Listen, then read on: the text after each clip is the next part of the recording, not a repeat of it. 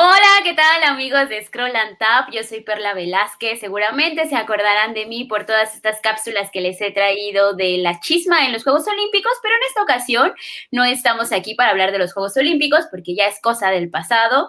Estamos con una invitadaza desde Argentina, Camila Fabri, escritora y que está presentando un nuevo libro que se llama El día que apagaron la luz, editado por Almadía. Miren qué bonita portada de Alejandro Magallanes. Desde que llegó el libro y lo abrí, dije, wow, qué hermoso. Camila, ¿cómo estás? Hola, Perla, ¿cómo estás? Muchas Bien, gracias. bien, ¿y tú? Bien, bien, muy bien. Aquí, bueno, en Buenos Aires. Sí, cuéntame un poquito sobre este libro que es tu primera novela. Almadía ya había editado otro, un libro de cuentos que se llama Los Accidentes, que aquí también lo tenemos y lo disfrutamos muchísimo. Pero en esta ocasión vamos a hablar de este libro, ¿no? Que cuenta una historia que tú bien lo mencionas al principio, ¿no? No sabemos cómo llamarlo, una tragedia, un accidente. Lo que sucedió el 30 de diciembre de 2004 en Cromañón. Entonces, cuéntanos para empezar, ¿cómo fue que decidiste abrirte y tocar este tema tan importante a través de una novela que se siente como una crónica y se siente tan real, ¿no?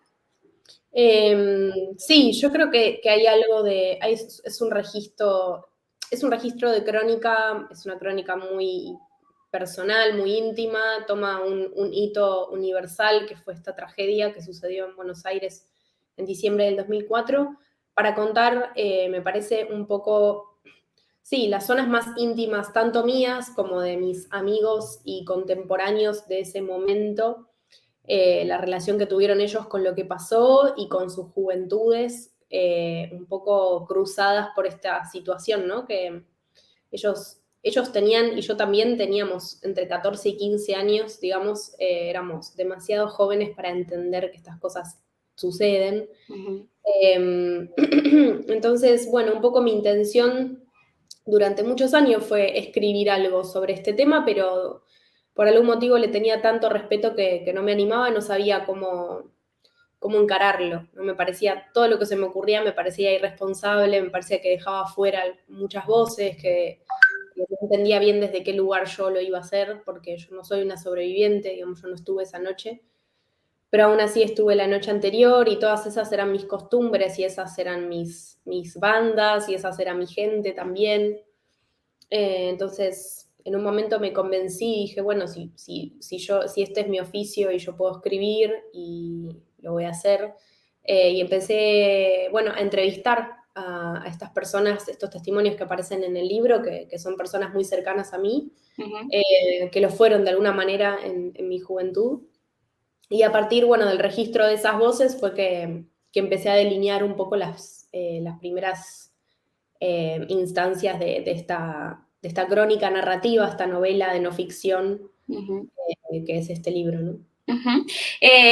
Creo que empiezas este libro con la potencia de lo que se vivió ese día, ¿no? De lo que sucedió, el contexto de lo que se vivía en Buenos Aires, la música, el rock, cómo estaba en ese momento. E inmediatamente que empecé a leerlo, pensé un poco, la verdad, desconocía la magnitud, ¿no? De la tragedia que había sucedido en Cromañón, pero recordé este documental de Rompan Todo, en donde sí lo mencionan un poquitito, ¿no? Entonces, cuando empecé a leer las imágenes que aparecían en este documental, se me vinieron a la cabeza y dije, claro, fue una tragedia en donde si nos ponemos a analizar todo el contexto del rock, si nos ponemos a pensar todo lo que vivía en ese momento, no solo Argentina, ¿no? Sino Latinoamérica y tanta censura que había en torno a ella, era una manera también de acercarte y de crear comunidad, ¿no? Con tus amigos, el rock, la música. Y creo que eso es algo que también a lo largo del libro lo marcas, ¿no? Cómo ustedes se unían a partir de esta música, cómo Callejeros, las demás bandas que mencionas, incluso nombres que hasta ahora son tan conocidos, ¿no? Ujú. Mencionas a Dancing Mood, por ejemplo, ¿no? Entonces, ¿cómo Ujú. es esta parte, ¿no? En ese momento, en tu juventud, haber creado comunidad y haberte mostrado tan sensible ante un hecho como fue Cromañón? Sí, me parece que, bueno, hay algo de lo que nosotros le llamamos la famosa tribu urbana, ¿no? Que es algo que se da mucho bueno, en la primera adolescencia, que es esa sensación de suma comunidad y sumo comodidad también con los contemporáneos y las contemporáneas, ¿no? Que uno me parece que el primer sentimiento de identificación se suele dar con la música y con esas costumbres. Yo también, no sé, tomaba clases de guitarra, por ejemplo, entonces tenían varios amigos y amigas que también tocaban la guitarra, entonces había como una sensación de, bueno, había que juntarse a tocar la guitarra y a cantar. Parecía que estábamos hablando el mismo idioma, ¿no? A partir de las canciones y no necesariamente teníamos que hablar, tal vez era como una necesidad de juntarnos a escuchar música. Me parece que se da mucho eso en la juventud, ¿no? Como ganas de eso, de armarse una nueva familia. Y un poco, bueno, esa como es una suerte de vía de escape también, ¿no? Una vía hermosa de escape, los amigos.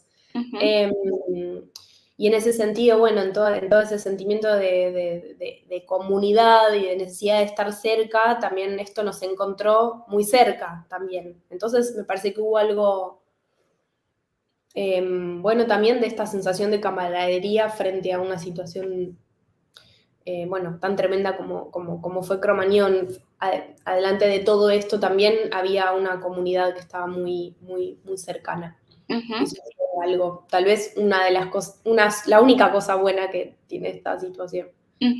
Y a mí me llamó muchísimo la atención también los testimonios de las personas que estuvieron ese día, ¿no? O sea, cómo recopilas, cómo a distintas voces cada quien narra desde su perspectiva lo que se vivió, ¿no? Y lo que no se vivió al final del libro también haces esta recopilación de testimonios en las personas que no estuvieron, que no estaban ahí, que se enteraron tiempo después y muchas de ellas quizás no quieren hablar todavía del tema, ¿no? Es algo que creo que está en el colectivo, que duele y que sigue doliendo por tantas muertes que hubo ese 30 de diciembre de 2004 en Cromañón. ¿Cómo fue para ti también hacer esta recopilación de los testimonios, acercarte a las personas que estuvieron ahí, a tus amigas, a tus amigos, a tu novio, ¿no? Entonces, de ese momento. Entonces, Sí. ¿cómo fue toda esta recopilación, Camila? Me parece que esta recopilación fue fundamental, fue el puntapié inicial del libro. Yo me reconecté con algunas personas por Facebook, que es un poco, bueno, en ese momento no había Instagram todavía, creo. Es increíble cómo las redes aparecen y en un año ya son fulminantes. En ese momento no había Instagram. Y contacté a estas personas, no sé, puse nombre y apellido, porque había muchos que realmente ya no los había vuelto a ver, entonces no tenía idea de qué era de sus vidas. Algunos otros sí, bueno, ahí lo cuento. Y bueno, les conté que estaba con este proyecto, que tenía ganas de ver si les interesaba empezar a tener algunos encuentros conmigo para ayudarme a escribir este libro, y la verdad es que la mayoría fueron muy positivos. Tuvieron ganas, fui a sus casas, fuimos a bares, y bueno, y era un poco eso, ¿no? Hablar tanto de esa noche como de lo que recordábamos nosotros de nuestra adolescencia, que de alguna manera me parece que el libro lo que retrata es más ese momento nuestro siendo jóvenes, más que la tragedia en sí, ¿no? Porque para mí no es un libro sobre Cromañón. Cromañón es el contexto del libro, pero el libro no habla de eso. Me parece que intenta contar a las personas, más que nada, como quiénes son, qué sintieron, qué vieron, quiénes son hoy. Eso me parece que es como esa es la búsqueda principal. Sí, y por eso también platicamos al principio de esta entrevista, ¿no? De estas relaciones que se crean y cómo te fuiste acercando también a estas personas. Me sorprendió muchísimo el final del testimonio de Manuel cuando te escribe en Facebook y cuántos años después de lo que vivieron, te escribe Manuel, pongamos un poquito en contexto, era tu novio en ese momento, los unió justo esta relación que tenían con la banda que tocó en Cromañón, Callejeros, pero narras como toda esta relación que había 10 años después. Se te acerca a través de Facebook, que bien lo dices, ¿no? En ese momento no había redes sociales, si acaso estaba Fotolog, como también hemos avanzado en esta parte como sociedad, no teníamos Facebook, no teníamos la posibilidad de enlazarnos así, y justo te escribe 10 años después y se ve una relación rota, ¿no? Distante, pero en ese momento eran tan unidos, eran tan cercanos, que fuiste la persona que lo ayudó a salir adelante. Entonces, acercarte también a ti, a estos testimonios, acercarte a tu adolescencia, cómo es resignificar Cromañón, pero también resignificar a la Camila que vive ahora. Sí, o sea, fue muy difícil para mí escribir el libro, la verdad. Recién hoy, ahora, que el libro está saliendo en la Ciudad de México, puedo hablar con más liviandad. Hay algo de eso que me parece bueno, que es que me distancia un poco más, pero la verdad es que cuando salió acá, cumpliendo los 15 años de la situación, yo ese día que el libro salió estaba encerrada en mi casa, no quería saber nada con nada. Y todo el proceso de escritura fue igual, digamos, o sea, no fue fácil para mí, pero igual lo quise hacer. Pero digo, tuvo un costo para mí esto. Ahora con distancia puedo ver que estuvo bien hacerlo, digamos. Pero bueno, sí, reencontrarme con todo ese pasado fue duro, pero por eso, por todo el miedo que me daba como cierta exposición con el tema, ¿no? Como de repente tener que hablar de eso, como si yo supiera, yo sé lo mismo que saben todos los demás, yo no sé más de Cromañón que otras personas, no tengo idea, solo tengo opiniones. Pero mi intención, bueno, como bien te decía antes, era poder escribir las voces de mis amigos. Eso me parecía como necesario, bajar esas voces.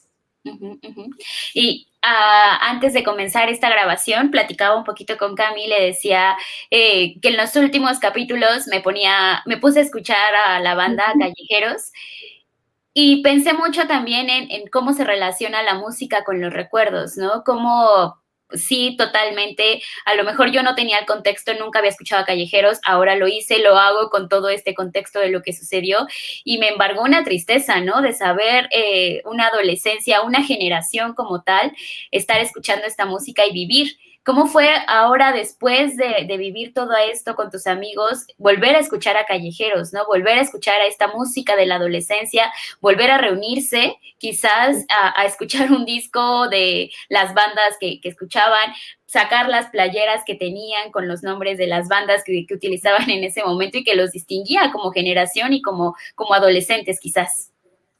Sí, bueno, algunos y algunas guardaron sus remeras, que estuvieron muy bien. Yo tiré todo, no sé qué me pasó, pero tuve un momento en el que agarré todo lo que tenía y lo tiré. Tenía muchísimas remeras de bandas, muchísimas, las tiré todas. O las regalé, no sé qué hice. O sea, evidentemente hubo ahí como una negación tal que ni me acuerdo qué hice, pero no están más entre mis cosas. Y entonces, bueno, pero me gustó ver que había otros que sí habían guardado, entonces eso me parecía también como me daba muchas ideas para escribir y volver a escuchar. Bueno, Callejeros es una banda que yo no la he vuelto a escuchar ni siquiera para escribir el libro, digamos, escuché muy poquito. Pero sí escucho otras bandas que se mencionan ahí, que sí me sirvieron como banda sonora para el ejercicio de la escritura, y en este reencuentro con estas personas no escuchamos música. Hay muchos que no pueden Sí. escucharlos, no Sí, pueden. incluso en el testimonio de Nahuel, sí es Nahuel, ¿verdad? El nombre, que él dice que escuchar es sentirse mal, ¿no? O sea, generarle ansiedad, generarle un problema de eso ya nada más es ruido, no es música para mí, porque fue una persona que sobrevivió a lo que sucedió en esa ocasión. Entonces, Exacto. justo esta relación, ¿no? De cómo la música nos hace también rememorar. Hay otra cosa en el libro que mencionabas al principio de esta entrevista y que tiene que ver con la idea de muerte, ¿no? Con la idea de estar quizás a los 14 años pensando en mil cosas, pero no pensando que la vida se te puede apagar en un instante. Entonces, este tema también quizás no está tan marcado, pero sí está, ¿no? Ahí presente, obviamente, con la visión que tienen.